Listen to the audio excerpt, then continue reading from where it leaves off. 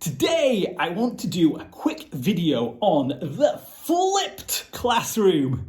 What it is, how you can use it, and more importantly, some of the benefits it will give you as an English teacher. It is the biggest step up you can do to transform your lessons. It takes them to a whole new level and saves you a whole lot of stress.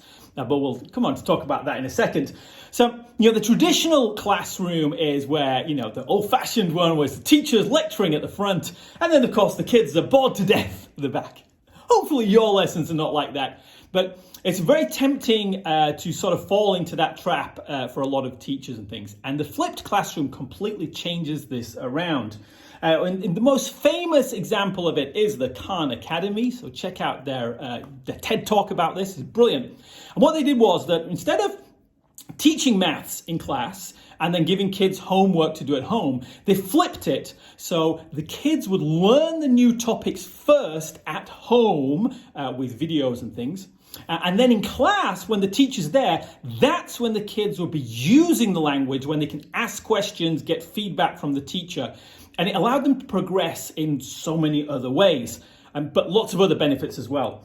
Now, obviously, in a language classroom, it's a little bit different. You can't just say to them, watch some YouTube videos. It doesn't quite work like that, but I'll cover that in a second. So, some of the problems that the flipped classroom helps with, the biggest one for me is, when I was teaching 20, 30, 50 kids at once, or then eventually when I got to 100 or 1,000 kids at once, it was crazy. But when you're teaching 30 or 50 kids, or even 10 kids, it's very difficult to find out to pitch your lessons at the right level. Because the chances are there will always be, even if they're streamed or graded, there will always be a variety of kids at different levels, and kids who learn at different speeds. And as a teacher, you have this dilemma is, do I teach for the fastest kids at the top so that, they can progress the best and we get the best results, but then it leaves the other kids behind? Or do I pitch the lesson for the slowest kids to really help them so nobody falls behind, but then the fastest kids are probably going to be a bit bored?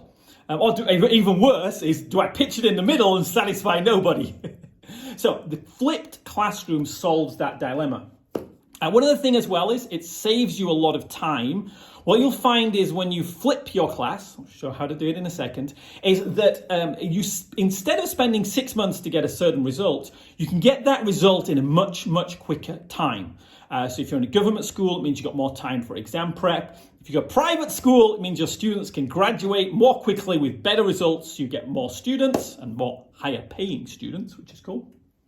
And of course, it's less stress for the teacher because you're not constantly having to do this juggle, juggling. There's a thing, it's like teaching 30 kids is like trying to keep 30 corks underwater. Okay, I don't like that analogy, but it saves you a lot of stress of having to balance out the class because all the kids are learning at their own speed, to their own ability, and they can ask as much as they want. And this really is the main thing, is it takes away the fear for the students. So one of the challenges with, especially language classes, but any class, is if a kid or a student doesn't understand, if they're really, really brave, they might put their hand up once and say, sorry, I don't understand that. Could you explain it again? And you can explain it again. However, if they still don't understand it, there is no way in a million years that kid is going to put their hand up again and say, yeah, sorry, still don't get it. Yeah, because you as a teacher is going to get frustrated. Everybody's going to get frustrated. The flipped classroom solves this problem because you set next week's lesson as this week's homework. So, for example, if you're doing, I want to be a rock star in jobs and things, the kids play through the software, learn all the words and all the vocabulary first at home, and then in next week's lesson, they know the language, you just check it, and then you actually use it using the conversation games we have in Genki English, so the kids can practice. You listen and can give feedback. And the reason that it's great for the kids is that if there's a kid who doesn't get the word, they can just hit the word 1,000,000 times, getting them until they get the pronunciation 100% correct. So the Genki English software, each time you touch it, then it says the word in lots of different accents and different intonations. This even works well for adult students if they have fossilized pronunciation, if they're always like in maybe Japanese students saying jump-boo all the time. You might not have the patience to say the word jump, jump, jump, jump. You might not have the patience to say that a million times, but the software does. And if the kids need a million times, probably not a million, but a few hundred or a few tens, they can just hit all these words with infinite patience until they get them. The faster kids, boom, they'll get it on 2 or 3 goes. The slower kids might need to listen to each one lots and lots and lots of times. And that's what the flipped classroom does. It balances out between them. Now, we've got some experiments. If you go to TikTok or Instagram, you can see some of the videos on there. But of course, the best way is to have the full Genki English software at home. You know, learn the grammar through the songs, the Genki songs. So each lesson has this 1-minute song. They can play it over and over and over and over and over and over until you as the teacher will be crazy bored. But as a kid learning this, they just keep listening to it until the grammar is stuck in the head. And then, as I say, for the pronunciation, you know, they just hit the words and listen to all the sentences and all the different pronunciations until they've got it.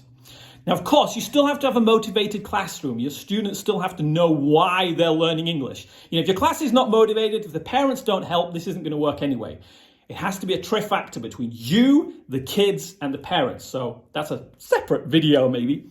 But if you have students who know that to come to your class is an honor and a privilege, and they have to do the work, then and you set them the target saying, okay, I want you to learn all these phrases for next week with perfect intonation, perfect pronunciation. Of course, we're not going to get to perfect, but they're going to keep hitting them until they've mastered them. And because all the sounds are random, like I do my yoga, I do my yoga, I do my yoga. Because it's random, then they never know when to stop. And they can just keep practicing and practicing and practicing. And we have this for every single Genki English lesson. The kids can practice this at home, on the computer, now on tablets, and even on their phones as well. And then they can practice the games to get the listening skills as well if you want.